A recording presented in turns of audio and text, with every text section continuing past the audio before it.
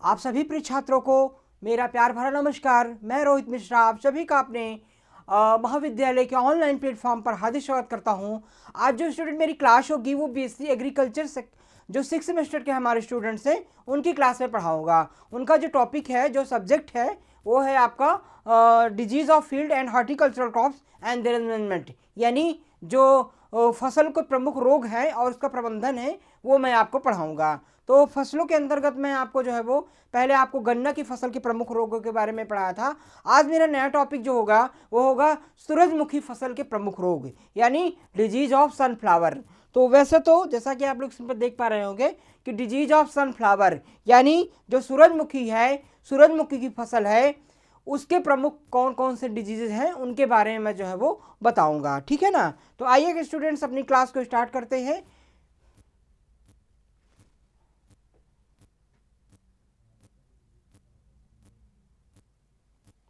तो जैसे आप देख पा रहे होंगे कि ये सनफ्लावर का सर्वप्रथम जो है वो साइंटिफिक क्लासिफिकेशन करेंगे तो सनफ्लावर का जो वानस्पतिक नाम होता है, इसका जो बॉटेनिकल नेम होता है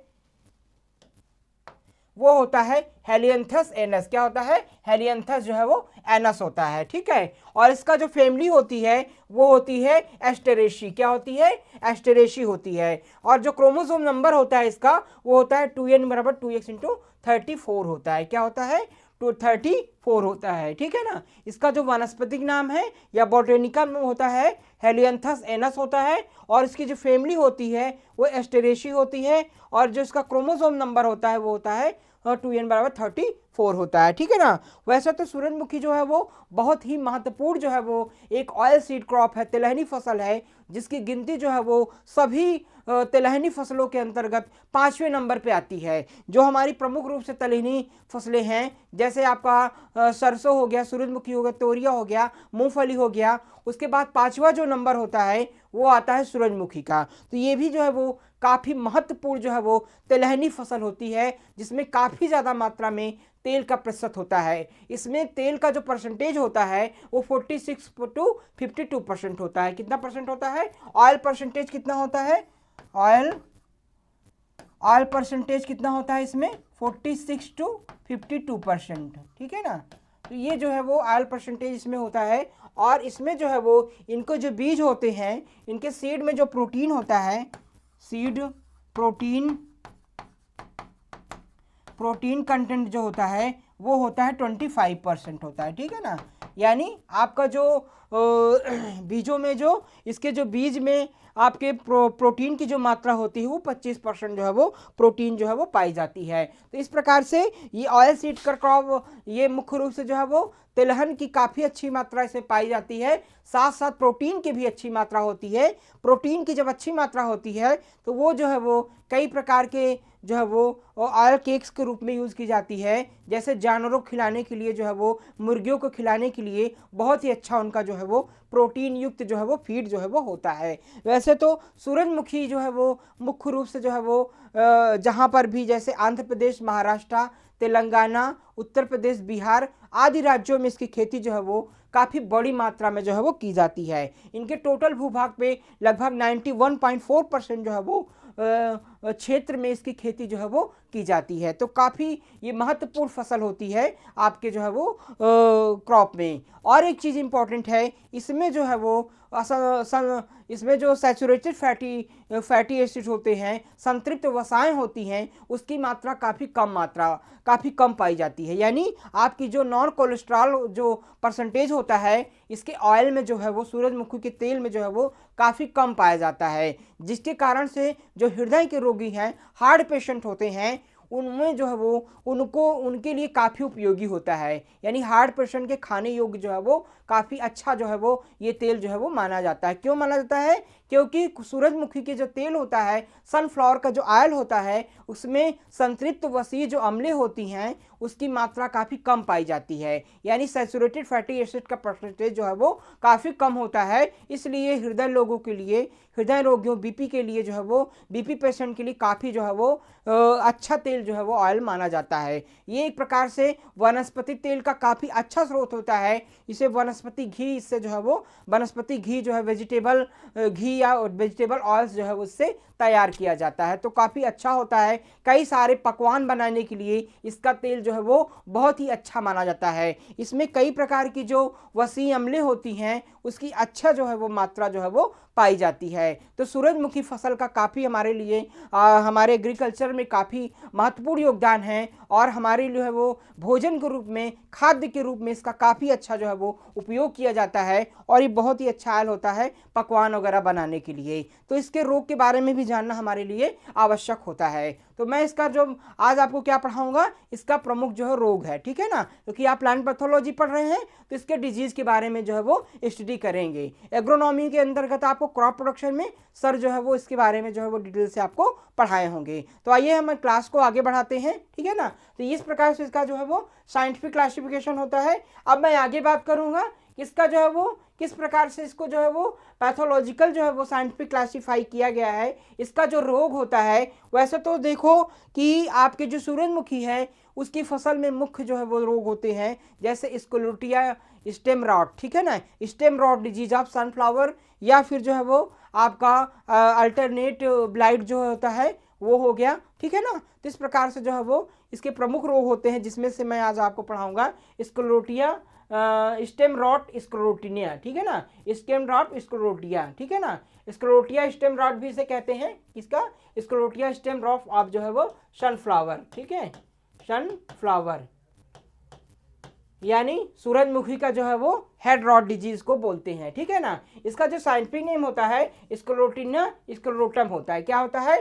स्क्लेरोटिना स्क्लेरोटम जो है उसका साइंटिफिक नेम होता है। स्क्लेरोटिना स्क्लेरोटम जो है वो इसका साइंटिफिक नेम होता है। इस रोग का जो है वो साइंटिफिक नेम होता है। इसका जो डोमेन होता है वो यूकैरियोटा होता है। तो ये जो रोग होता है स्क्लेरोटिया स्टेम रॉट जो होता है सूरजमुखी का, ये एक प्रकार का फंगस डिजीज होता है, यानी कवक के द्वारा फैलने वाला जो है वो प्रमुख रोग जो है वो होता है। इसका इस प्रकार से हम इसका क्लासीफाई किए हैं। इसका जो डोमेन होता है वो कैरियोटा होता है, किंगडम जो होता है वो फंजाई होता है, और डिवीजन जो होता है वो एस्कोमाइकोटा होता है, और क्लास जो होता है इसका लेक्टियोमाइसिटीज होती है। ऑर्डर जो होता है वो होता है इसका जो है वो हेलियंथस होता है।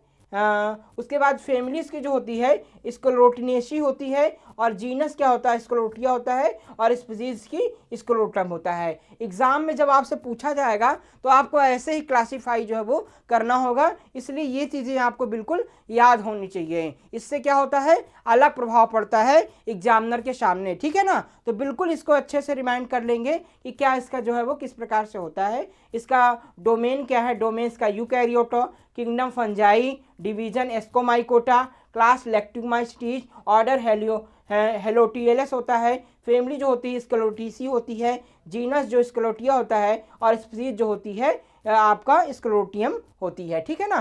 तो इस प्रकार से जो है उसका साइंटिफिक क्लासिफिकेशन जो है वो किया गया है। अब मैं आगे बात करता हूँ इस रोग के बारे में, ठीक है ना। तो ये रोग जो है वो काफ़ी भयानक बीमारी होती है सूरजमुखी की फसल की। ये सूरजमुखी को काफ़ी ज़्यादा मात्रा में जो है वो प्रभावित करती है। मोस्टली जो है वो यह रोग जो होता है वो मृदा जनित होता है। कैसा रोग होता है? सॉइल बोर्न डिजीज होता है, मृदा जनित रोग होता है, जिसमें जो स्क्लेरोटिया के स्पोर्स होते हैं, बीजाणु होते हैं, वो मिट्टी में जो है वो मौजूद होते हैं, और जैसे ही ये अपना प्रॉपर होस्ट पाते हैं, प्रॉपर पोषण पाते हैं, सूरजमुखी की फसल को जब पाते हैं तो वो इनकी जड़ों के माध्यम से इनके जाइलम और फ्लोएम में प्रवेश कर जाते हैं, और जो इनका तना होता है उसमें जो है वो ये कई प्रकार के रैप्चर कर देते हैं। लसलसा बिल्कुल भीगा हुआ धब्बा नुमा उससे पानी बहता हुआ जो है वो दाग धब्बे बनाते हैं आपके जो है वो तनों में। फिर ये तनों के माध्यम से जो है वो जिनके हेड्स होते हैं, फ्लावर के जो हेड होते हैं, ठीक है ना, sunflowers flower is known and heads.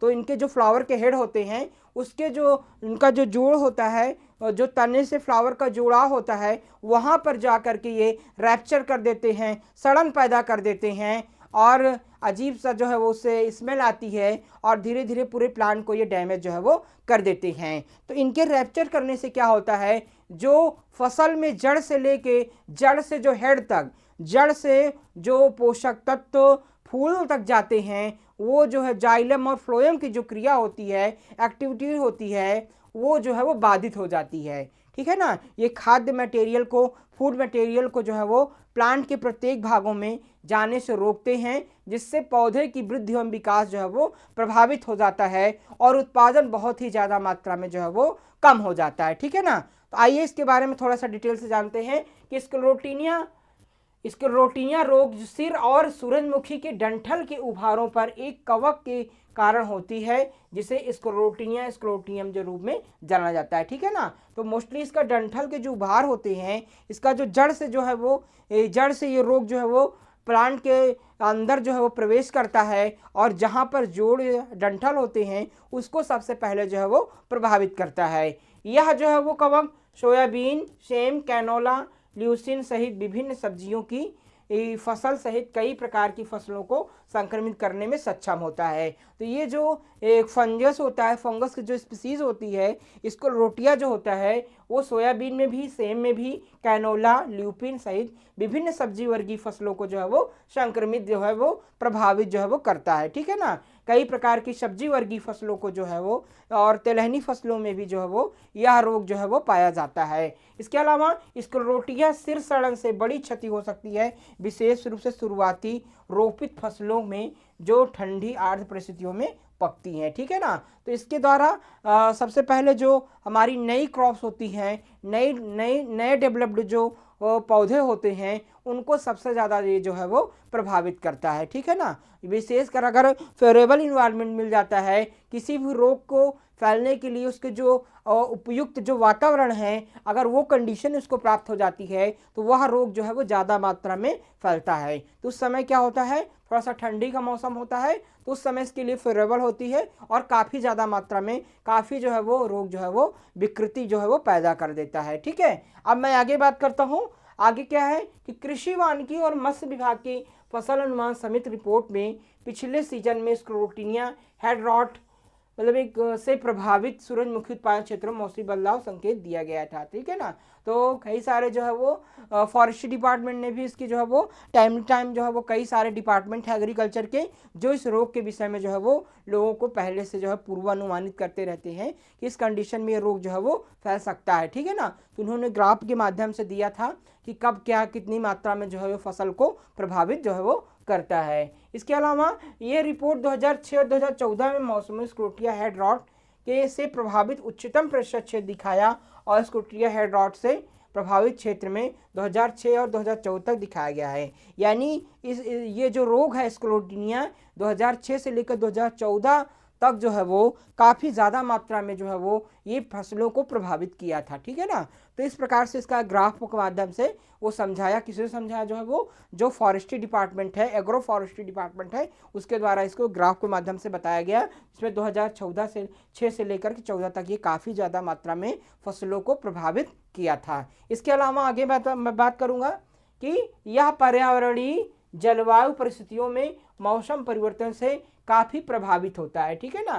तो ये जो है वो जो क्लाइमेटिक चेंज हो रहा है, जो क्लाइमेटिक चेंज की कंडीशंस है और विपरीत जो इन्वायरमेंट है, पर्यावरणीय जो दशाएं हैं, उसके कारण काफ़ी जो है वो उसको प्रभावित करता है। ठीक है ना। तो जो इन्वायरमेंटल कंडीशन बन रही है, जो ये क्लाइमेटिक चेंज हो रहे हैं कि असमय बरसात हो रही है, असमय ठंड पड़ रही है, असमय गर्मी पड़ रही है, अत्यधिक वर्षा हो रही है, तो उसके कारण जो है वो यह रोग जो है वो जो इसके पैथोजेंस हैं रोग के, वो काफ़ी ज़्यादा मात्रा में फसलों को प्रभावित जो है वो कर रहे हैं। ठीक है ना। देखिए स्टूडेंट, जो क्लाइमेटिक चेंज हो रहा है, जो ग्लोबल वार्मिंग हो रहा है, ठीक है, जो ये पर्यावरण में परिवर्तन हो रहा है कि ठंडी के मौसम में जो है वो अचानक मौसम में परिवर्तन आ जा रहा है, कभी गर्मी बढ़ रही, कभी ठंडी बढ़ रही है, गर्मी आती फिर ठंडी आ जाती है। तो ये जो टेम्परेचर का फ्लक्चुएशन है और कई सारी विपरीत मौसम की कंडीशंस हैं, ये सबसे ज़्यादा प्रभावित कर रही हैं एग्रीकल्चर को, कृषि को। ठीक है ना।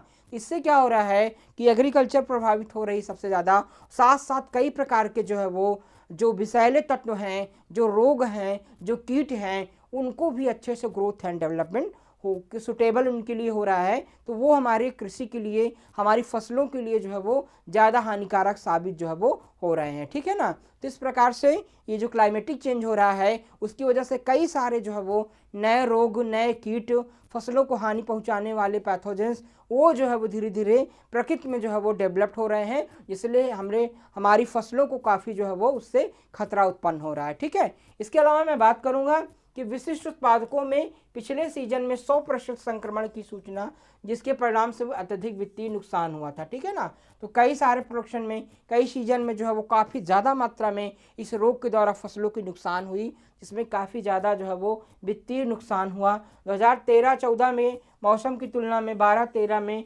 मौसम शुष्क मौसम था, इसीलिए स्क्लेरोटिया रोग की महामारी और वितरण बहुत बड़ा अंतर है। ठीक है ना, तो जैसे जब ड्राई इन्वायरमेंट होता है, शुष्क होता है, उसमें जो है वो फंगस डिजीज़ के फैलने के या अन्य डिजीज़ के फैलने के चांसेस कम हो जाते हैं। और जब ह्यूमिड क्लाइमेटिक कंडीशन होता है, आर्द्रता वाला मौसम होता है, नमी युक्त वातावरण होता है, तो उस समय रोग जो है वो ज़्यादा फैलते हैं। ठीक है ना, तो जब अधिक बरसात होती है, बहुत जो है वो मॉइस्चराइज रहता है इन्वायरमेंट, तो उस समय रोग के फैलने के चांसेस ज़्यादा होते हैं। और जब इन्वायरमेंट ड्राई होता है, शुष्क होता है, इन्वायरमेंट में मॉइस्चर की मात्रा कम होती है, तो उस समय रोगों के लिए जो है वो अनफेवरेबल कंडीशन होती है, जिससे रोग उतना ज़्यादा मात्रा में नहीं फैल पाता है। इसके अलावा आगे जो है वो ये लक्षण हैं। ठीक है ना, जब जो है स्क्लेरोटिया डिजीज़ जो है वो जब प्लांट को प्रभावित करती है, तो इस प्रकार के लक्षण जो है पौधों पे देखा जा रहा है। पहले आप इमेज देख रहे हैं, ये जो है वो सूरजमुखी का जो है वो क्या है, हेड है, यानी आपका फ्लावर है। ठीक है ना,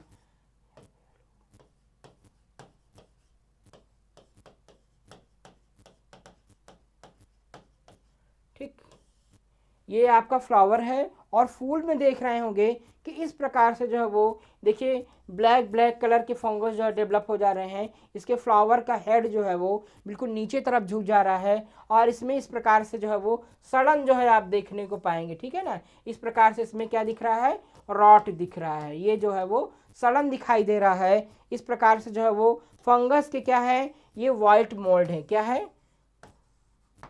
वाइट मोल्ड।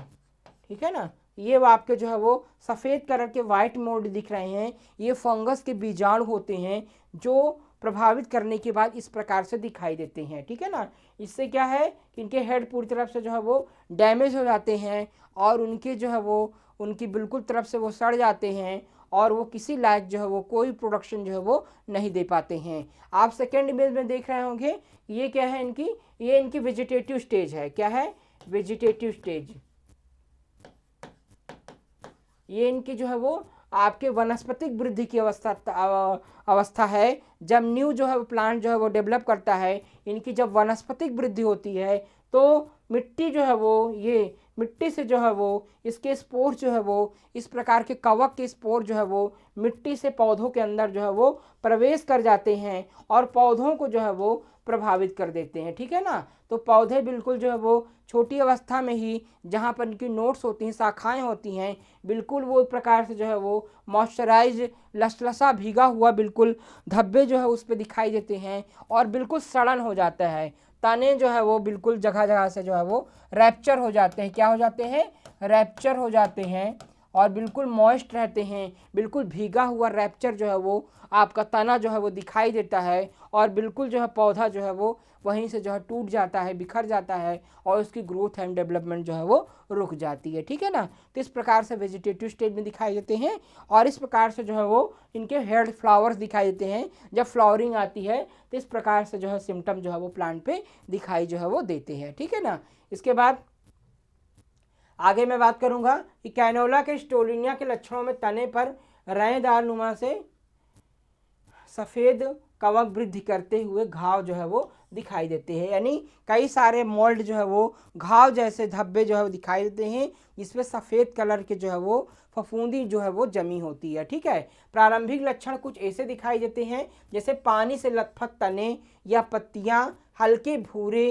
रंग के फीके पड़ने वाले घाव होते हैं जो फैलते हैं और सफ़ेद हो जाते हैं। ठीक है ना, तो सबसे पहले प्रारंभिक लक्षण इनके ऐसे होते हैं कि जहाँ पर भी ये रोग प्रभावित करता है, चाहे तने को हो, चाहे पत्तियों को हो, चाहे फ्लावर्स के हो, तो सबसे पहले उन्हें जो है बिल्कुल भीगे हुए लथपथ प्लांट दिखाई देते हैं। पानी में जैसे भीगे हुए लथपथ जो है वो ऐसा लगेगा कि बिल्कुल लचलची जो है वो बिल्कुल भीगे हुए प्लांट है पानी में जो है वो, और हल्के भूरे रंग के जो है वो परिवर्तित होने लगते हैं और वो घाव होते हैं। क्या होते हैं? घाव जैसे आकृति, मतलब कि वो जैसे इंजरी हो जाती है प्लांट में, तनों में, उस प्रकार से दिखाई पड़ते हैं और ये धीरे धीरे जो है वो सफ़ेद हो जाते हैं। फिर जब इनके फंगस के स्पोर्स माइसीलियम जब डेवलप करते हैं तो फिर वो जो है बिल्कुल सफ़ेद कलर का जो है वो जाल जो है वो बना लेते हैं। जो घाव होता है उस पर सफ़ेद जो है वो बिल्कुल माइसीलियम डेवलप किया हुआ सफ़ेद घाव जो है वो दिखाई देंगे। और यदि कोई घाव मुख्य तने को पूरी तरह से ढक लेता है तो पौधा जल्दी ही मुरझा जाता है और असमय ही मर जाता है। ठीक है ना। और यदि कोई घाव जल्दी उस पर माइसीलियम का डेवलपमेंट, जो सफ़ेद कलर की फफूंदी की पपड़ी जमती है, उसे क्या कहते हैं? माइसीलियम कहते हैं। माइसीलियम अगर जल्दी डेवलप कर गया, जल्दी उस पर पूरा अपना अटैक कर दिया, तो उतनी ही जल्दी पौधों की मृत्यु हो जाती है, उतनी ही पौधे जो है वो जल्दी डैमेज जो है वो हो जाते हैं। ठीक है ना। इस प्रकार से संक्रमित जो कैनोला समय से पूर्व ही पक जाते हैं और हरे पौधों के बीच जो है वो खड़े रहते हैं। ठीक है ना। जो संक्रमित जो कैनोला यानी क्या होते हैं? जो संक्रमित जो हेड्स होते हैं, हेड या फ्लावर्स, ठीक है ना, जो इनके संक्रमित हेड्स होते हैं, जो संक्रमित पौधा होता है, जो संक्रमित हेड होते हैं, जो उनके फ्लावर्स की बॉल्स होती है, वो अगर जो है वो इस रोग से पहले प्रभावित हो जाती है तो वो असमय ही पक जाती है, मतलब कि उसका टाइम ऑफ मैच्योरिटी के पहले ही जो है वो पूरी तरह से पक जाती है और वो हरे जो पौधे होते हैं उनके बीच में जो है वो पकी हुई अलग से जो है वो दिखाई देती है। प्रक्षालित तने टूटने और चटकने लगते हैं। नमी मौसम में रुई के समान सफ़ेद कवक का विकास संक्रमित पौधे के ऊतकों पर विकसित हो सकता है। ठीक है ना। तो ये जो प्रभावित फसलें होती हैं उनके जो घाव हो जाते हैं उसके पहले तने क्या होते हैं? टूटने लगते हैं और उनके जो ऊतक होते हैं, टिश्यूज़ होते हैं, बिल्कुल सफ़ेद कलर की फफूंदी से जो है वो ढक जाते हैं। जब कोशिकाएं घाव से डैमेज हो जाती हैं, वॉन्ड हो जाते हैं, गहरे उसमें घाव हो जाते हैं, तो वो क्या करते हैं? वो सफ़ेद जो फफूंदी होती है वो सफ़ेद कलर का जो है वो माइसीलियम बना लेती है, कवक जाल बना लेती है और वो पूरी तरह से जो है सफ़ेद सफ़ेद घाव के ऊपर जो है वो दिखाई देते हैं। ठीक है ना। इसके बाद इसका जो कैजुअल ऑर्गेनिज्म होता है, यानी इसके कैजुअल ऑर्गेनिज्म या फिर इसको हम पैथोजेन कह सकते हैं। पैथोजेन जो होता है वो क्या होता है? फंजाई होता है। क्या होता है? फंगस होता है। फंगस कौन सा होता है? वो होता है आपका जो है वो, यह एक प्रकार का जो है क्या होता है? यह बीमारी मृदा जनित फंगल रोगजनक स्क्लेरोटिनिया स्क्लेरोटियम, स्क्लेरोटिया क्या होता है? स्क्लेरोटिनिया स्क्लेरोटियम क्या होता है? इसका क्या है? Casual organism. कैजुअल ऑर्गेनिज्म, इसको कैजुअल ऑर्गेनिज्म को हिंदी में क्या कहते हैं?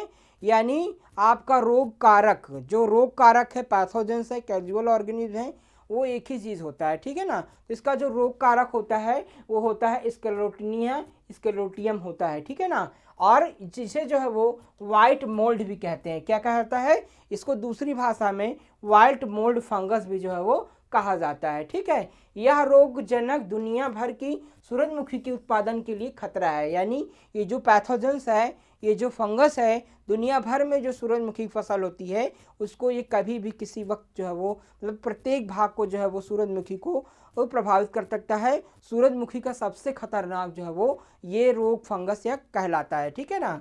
यह संभवतः विश्व भर पर सूरजमुखी को प्रभावित करने वाला सबसे आम और व्यापक रोग होता है। यानी एक प्रकार से सूरजमुखी का काफ़ी इपिडेमिक डिजीज होता है, व्यापक रोग होता है, जो प्रत्येक राज्य में जहाँ पर सूरजमुखी की खेती की जाती है वहाँ पर यह रोग जो है वो पाया जाता है और काफ़ी अधिक मात्रा में सूरजमुखी की फसल को जो है वो नुकसान पहुँचाता है। ठीक है ना। अब आगे बात करेंगे कि एक कवक पौधों के विकास के सभी चरणों के दौरान सूरजमुखी के पौधों को संक्रमित कर सकता है, जिसके परिणाम स्वरूप कई प्रकार के लक्षण जो है वो दिखाई देते हैं। ठीक है ना। तो एक चीज़ और है कि ये जो है वो सूरजमुखी की फसल को किसी भी चरण में, किसी भी लाइफ साइकिल के जो है वो किसी भी स्टेज में जो है वो प्रभावित कर सकता है। चाहे वो नई फसल हो, यानी न्यू जो है वो प्लांट हो, चाहे उसके जो है वो ओल्ड प्लांट्स हो, चाहे वो पुष्पावस्था में हो, चाहे वो वृद्धि की अवस्था में हो, कहीं भी किसी वक्त जो है किसी भी स्टेज पे जो है वो किसी भी स्टेप में जो है वो फसल को ये प्रभावित जो है वो कर सकता है। इसके अलावा स्क्लेरोटिया रोग का प्रभाव प्रत्येक वर्ष प्रत्येक क्षेत्र पर मृदा आर्द्रता स्तर तथा पर्यावरणीय दशाओं पर आधारित होता है, ठीक है ना। ये क्या होता है आपका जो है ह्यूमिडिटी।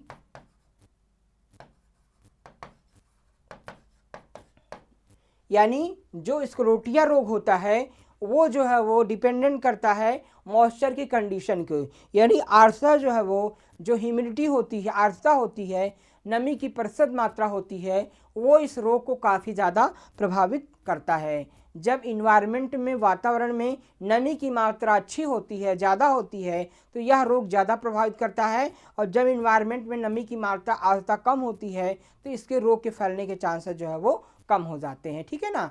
तो इसमें क्या होता है, मोस्टली जो है वो एक दूसरे पौधे जो है वो, अगर एक दूसरे पौधे उसके संपर्क में आते हैं, healthy unhealthy plant to healthy plant के कांटेक्ट में आते हैं, तो इस रोग का प्रसार जो है वो हो जाता है, ठीक है ना। मान लीजिए मिट्टी में है, एक दूसरे पौधे क्या है आपस में आसपास एक दूसरे पौधे हैं, तो जड़ों का संपर्क एक दूसरे पौधे से होता है।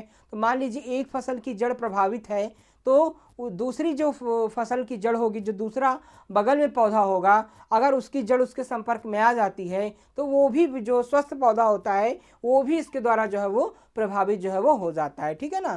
तो ये काफ़ी जो है वो संक्रामक एक प्रकार से बीमारी होती है आपके जो है वो सूरजमुखी की फसल की, ठीक है। इसके बाद मैं आगे बात करूँगा, इसके जो है वो अनुकूल परिस्थितियाँ क्या होती हैं, फेवरेबल कंडीशंस क्या होती हैं, कि सर्दियों के मध्य में मिट्टी की सतह पर कम से कम 10 दिनों तक गीली अवस्था से और 11 से 15 डिग्री सेल्सियस के तापमान जो है वो स्क्लेरोटिया अंकुरित होकर के बीजाणु बनने की प्रक्रिया शुरू हो जाती है, ठीक है ना। यानी सर्दियों के मध्य जो मिट्टी की सतह पर जो है वो 10 दिनों तक अगर गीली अवस्था, सबसे ज़्यादा क्या है कि अगर मिट्टी में नमी की मात्रा अधिक है, यानी मॉइस्चराइज मिट्टी है, नमी की मात्रा अधिक है, काफ़ी दिनों से मिट्टी जो है वो गीली रहती है, तो वो इसके कवक के लिए अच्छी मानी जाती है, मतलब उसके लिए फेवरेबल होती है। जो मॉइस्चर मृदा में अच्छी है, गीली मिट्टी है, तो इसका जो फंगस होता है उसके लिए सुटेबल होती है। तथा 11 से लेकर के आपका जो 15 डिग्री सेंटीग्रेड का जो टेम्परेचर होता है, वो इसके जो स्पोर्स होते हैं उनकी वृद्धि के लिए जो है वो अच्छा माना जाता है। 11 से 15 मतलब ठंडा, ठीक है ना। जो मतलब कि मीडिएट जो ठंडा होता है, कम ठंडा मतलब कि कम तापमान जो होता है, वो इसके लिए भी क्या होता है, इसके स्पोर्स के जो है वो डेवलपमेंट, वृद्धि, विकास के लिए जो है वो अच्छा माना जाता है। इसके अलावा बीजाणु बनने की प्रक्रिया शुरू हो जाती है, ठीक है ना। इसमें जो स्पोरोजेनेसिस होता है, क्या होता है, स्पोरोजेनेसिस, स्पोरोजेनेसिस, बीजाणु जनन जिसको कहते हैं। तो बीजाणु बनने की प्रक्रिया क्या कहते हैं, स्पोरोजेनेसिस। तो 11 to 50 डिग्री सेंटीग्रेड पे क्या होता है, स्पोरोजेनेसिस की प्रक्रिया इसमें क्या होती है, शुरू हो जाती है। और भ्रूण के संक्रमण के लिए फूलों के खिलने की अवधि अनुकूल परिस्थिति है, ठीक है ना। तो ये जो है वो इनके जो है जो इनका जो एम्ब्रियो के संक्रमण जो है वो, ठीक है ना। एम्ब्रियो कहाँ होता है, बीज में होता है, ठीक है ना। एम्ब्रियो कहाँ पाया जाता है, बीज के अंदर पाया जाता है। और अगर बीज संक्रमित हो गया, इनका भ्रूण जो बीज संक्रमित हो गया, तो बीज जब फसल को जब बोएंगे अगले साल, तो पूरी फसल जो है वो रोग से क्या होगी, प्रभावित हो जाएगी। तो सबसे ज़्यादा जो है वो नुकसान क्या होता है कि ये फसल जो है वो, इसके जो स्पोर्स होते हैं वो जड़ों के द्वारा प्रवेश करते हैं, फिर तने को प्रभावित करते हैं, नोट्स को प्रभावित करते हैं, पत्तियों को प्रभावित करते हैं, और जो हेड होते हैं, जो इनके फ्लावर्स होते हैं सूरजमुखी के, उसको भी संक्रमित कर देते हैं। तो फ्लावर के संक्रमण से क्या होता है कि जो फ्लावर्स में बीज बनते हैं वो भी इसके द्वारा संक्रमित हो जाते हैं, और संक्रमित बीज जो हम कलेक्ट कर लेते हैं, हम स्टोर कर लेते हैं, फिर अगले वर्ष उनको हम जब बीज के रूप में प्रयोग करते हैं, जब बीज के रूप में प्रयोग करते हैं,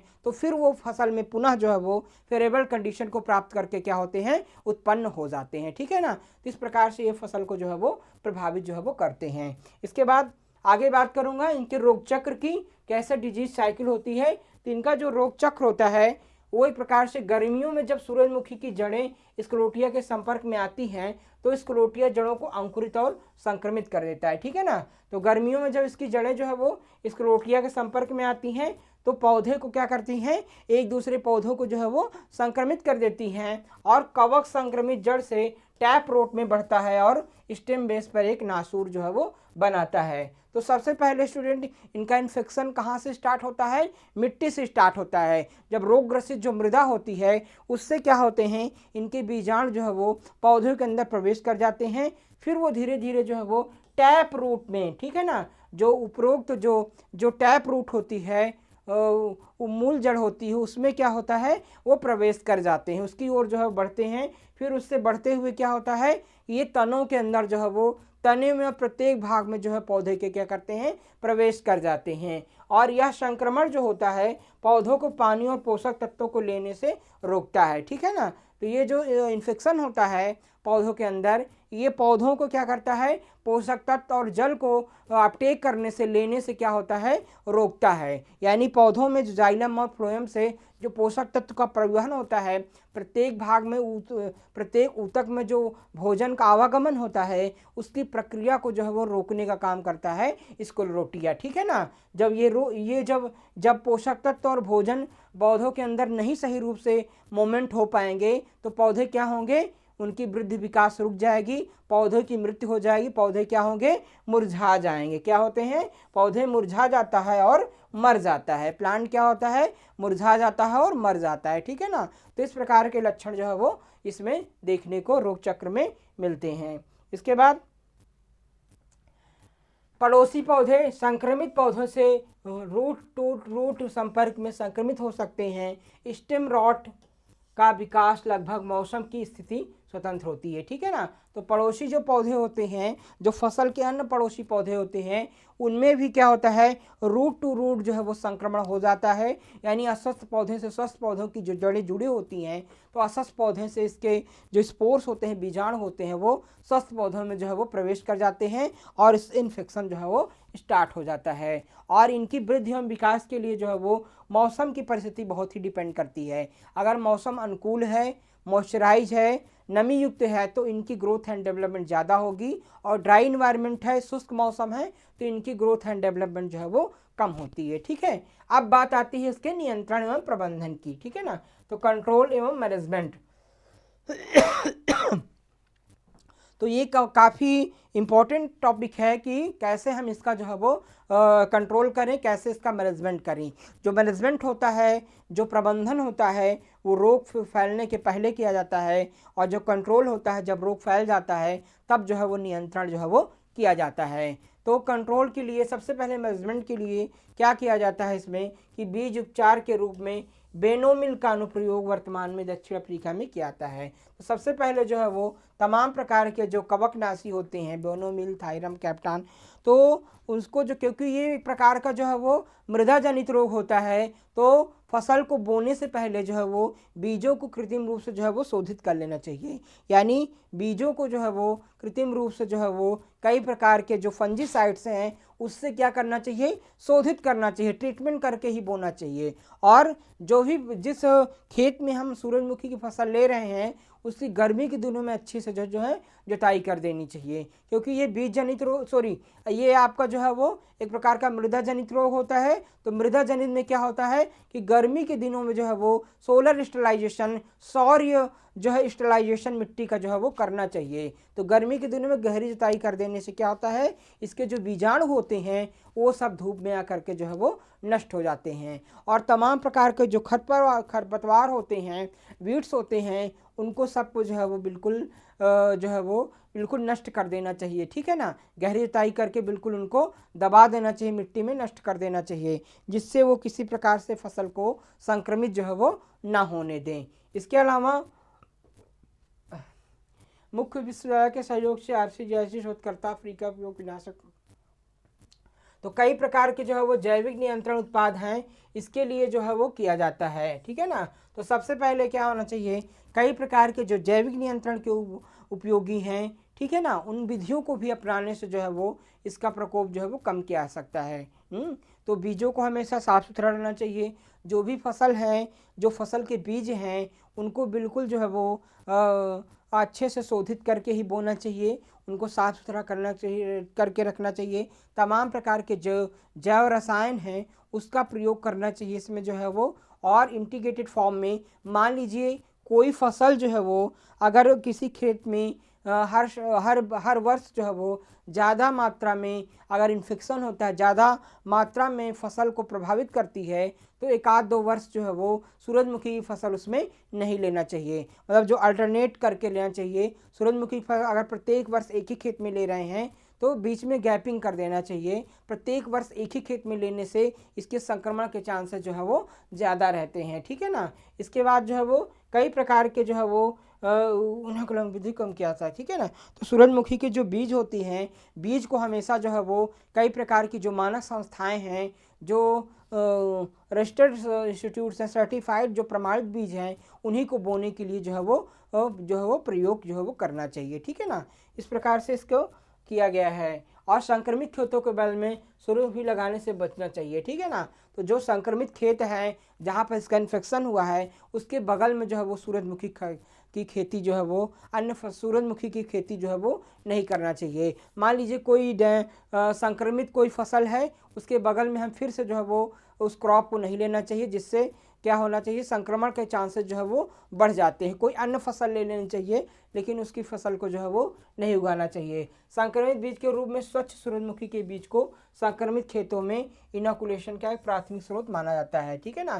तो संक्रमित बीजों को जो है वो नहीं बोना चाहिए। स्वच्छ साफ सुथरे हमेशा जो है वो सर्टिफाइड सीड का जो है वो प्रयोग करना चाहिए। पुराने बीज जो संक्रमित है उसका बिल्कुल प्रयोग नहीं करना चाहिए। अच्छे नए जो है वो बीजों का प्रयोग जो है वो करना चाहिए। इस प्रकार से और कई सारी जो प्रतिरोधी किस्में हैं उसको बुआई के लिए जो है वो प्रयोग जो है वो करना चाहिए। तो इस प्रकार से कई सारे मेथड हैं जिसके द्वारा हम फसल को जो है वो बचा सकते हैं और ज़्यादा से ज़्यादा जो है वो उससे हम उत्पादन जो है वो प्राप्त कर सकते हैं, ठीक है ना।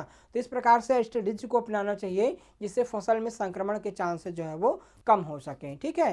तो आज की क्लास में स्टूडेंट इतना ही। हम नेक्स्ट क्लास में नए टॉपिक के साथ आपके सामने फिर हाजिर होंगे। आप सभी का बहुत बहुत धन्यवाद।